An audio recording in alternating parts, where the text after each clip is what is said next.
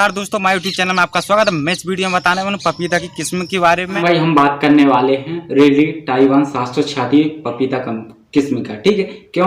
क्योंकि ये भारत में सबसे ज्यादा मार्केटिंग है इसकी। क्यों? कारण क्या है? इसका जो जब फल आता है तो जो मोटा छिकला होता है ना ऊपर का, तो बहुत ही मोटा होता है।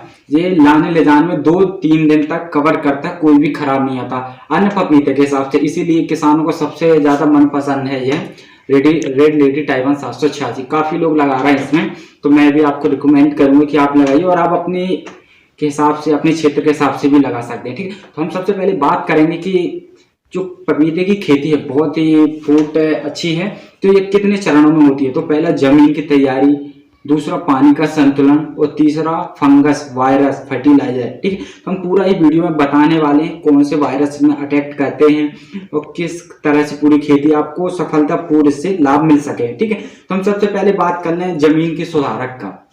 तो आप सबसे पहले जमीन को 2 बाएं कराइए और गहरी कराना है आपको। गहरी कराने के बाद आपको 15 दिन उसको जमीन को छोड़ देना है। क्यों? क्योंकि जो अवांछित जो कीड़े होते हैं तो वो ऊपर आएंगे और उससे आपको बहुत ही ज्यादा बेनिफिट मिलने वाला, पूरी तरह से जमीन अवांछित कीड़े खत्म हो जाएंगे। ठीक है, अब सेकेंड बार आपको 10 से 12 दिन उसे छोड़ ही रहना है, आपको कुछ नहीं करना, वो खेत डला ही रहना। फिर 12 दिन के बाद आपको 3 टाली गोबर की खाद, वो भी पुरानी, ये नहीं कि आप उसमें कीड़े हैं, गुबरीला कीड़ा है, ये नहीं, आपको फिर बेनिफिट नहीं मिलेगा। ठीक है, आपको 3 टाली गोबर की खाद 1 एकड़ के लिए बता रहा है। ठीक है, और फिर 1 टन जिप्सम उसमें मिलाना है। क्यों? क्योंकि ये कार्बन की पूर्ति करता है। यदि आपको कार्बन पता है तो आप फिर अपने हिसाब से भी डाल सकते हैं। आपके पास रोटोवेटर है तो बहुत अच्छी बात है, नहीं तो कल्टीवेटर से भी आप काम चला सकते हैं। रोटोवेटर से क्या होता है कि जो डिगला होते हैं वो अच्छी तरह से फूट जाते हैं और खाद भी मिश्रण हो जाती है। आपको क्या करना है? ठीक है, आप, मैं स्टार्टिंग से आपको बता दूं, आप यदि नर्सरी तैयार कर रहे हैं तो आप कहाँ से करें? आप अपने घर से ही करें। ठीक है, और मैं 1 एकड़ का बता रहा हूँ। यदि आपको 5x9 में लगाना है, कितना 5x9 में, तो कितने पौधे लग जाएंगे?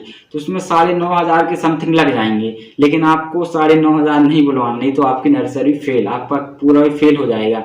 क्यों?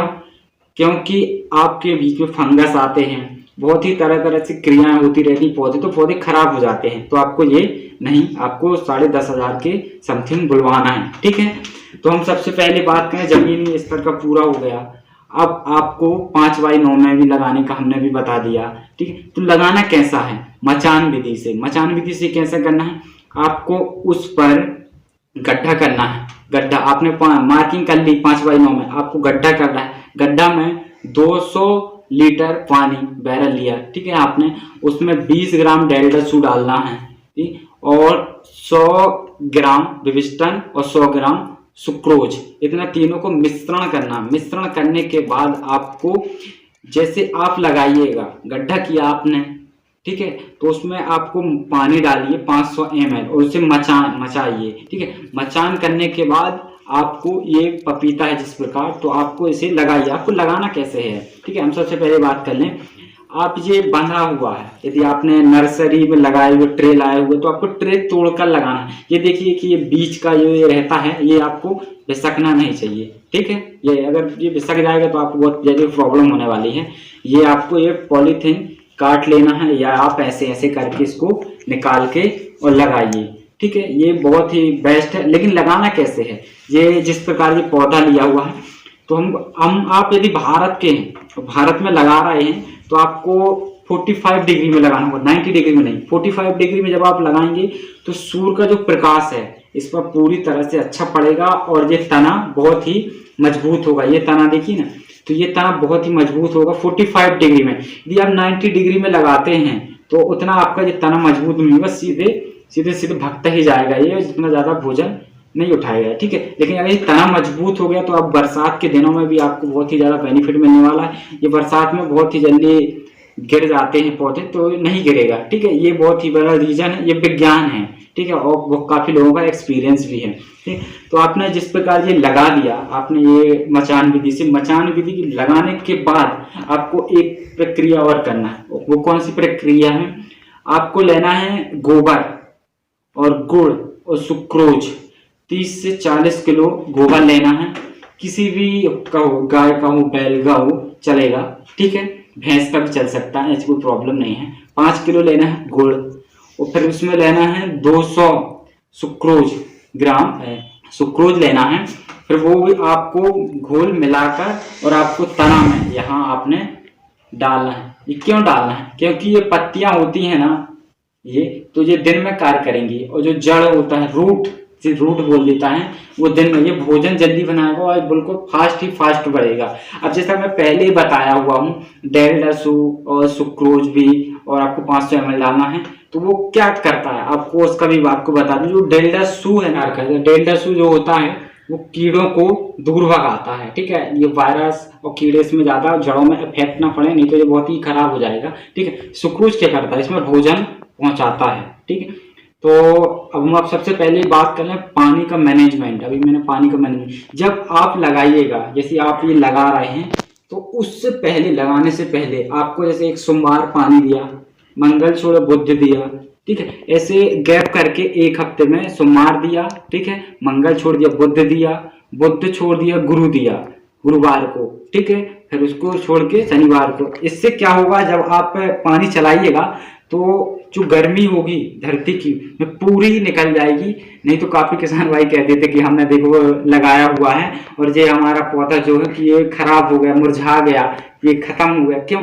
ये कि गर्मी जब नीचे रहेगी ना, तो ऑटोमेटिक ही है कि आपका पौधा खराब होगा। एक्चुअली सीधी सी बात है, ठीक है। तो आपको ये पानी मेजरमेंट का बहुत ही ज्यादा ध्यान रखना है, ठीक है। अब हम सबसे पहले आप बात कर लें 5/9 का क्यों लगाना चाहिए।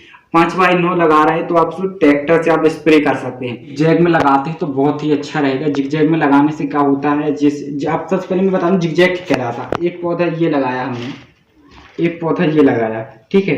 तो जी कितना होगा, 5/9 का हम लगा रहे हैं। तो आप एक ये लगा और एक ये लगा, ठीक है। तो आप दोनों के बीच में एक लगाना है ये, ठीक है। इससे क्या होगा, सूर्य की जो प्रकाश की है, ये प्रकाश ये प्रति पौधे में पड़ेगा, ठीक है। ये जिगजिग कहलाता है। आप मुझे और कमेंट करना, मैं आपको डिटेल में बताऊंगा। वीडियो बहुत ही लंबा हो रहा है, ठीक है। ये बहुत ही ज्यादा, ये कब लगाना चाहिए मैं ये तो बताया भी नहीं। तो ये सितंबर अक्टूबर में लगाना चाहिए, और फरवरी मार्च में भी लगाते हैं, ठीक है। काफी किसान अलग अलग तरीके से लगाते हैं, पंजाब में कहीं और हरियाणा में कहीं और। तो किसान काफी अलग अलग माह में लगाते हैं। तो आप, और ये एक चीज और मैं आपको बता दूं, यदि आपके वहाँ काफी लू चल रही है, ठीक है, तो लू आपको वहाँ ज्यादा अटैक नहीं करेगी। अटैक कैसे कि आप भुंटा लगा सकते हैं। यदि आप भुंटा लगाना, जैसे आप बाजू पूरी तरह से भुंटा लगा देना, तो उसमें कभी भी आपको लू ज्यादा नहीं लगेगी, ठीक है। अब हम और भी बात कर रहे हैं, जो वायरस अटैक करते हैं उनसे बचने के लिए क्या होता है। तो आप बीच जो 5/9 छोड़ा है, आप वहाँ गेंदा लगाइए, मिर्ची लगाइए, ठीक है। इतनी चीज आप बीच में लगा दें तो बहुत ही कम वायरस अटैक करेंगे, ठीक है। और यदि और भी ज्यादा जानकारी चाहिए तो आप मुझे कमेंट करना। और ये वीडियो बहुत ही ज्यादा लंबा हो रहा है, इसलिए मैं नेक्स्ट वीडियो में नेक्स्ट पार्ट बताऊंगा। आप मुझे कमेंट करेंगे जब भी, ठीक है। ऐसी वीडियो के लिए हमारे चैनल सब्सक्राइब कर लें, लाइक कर लें। जय हिंद किसान भाई।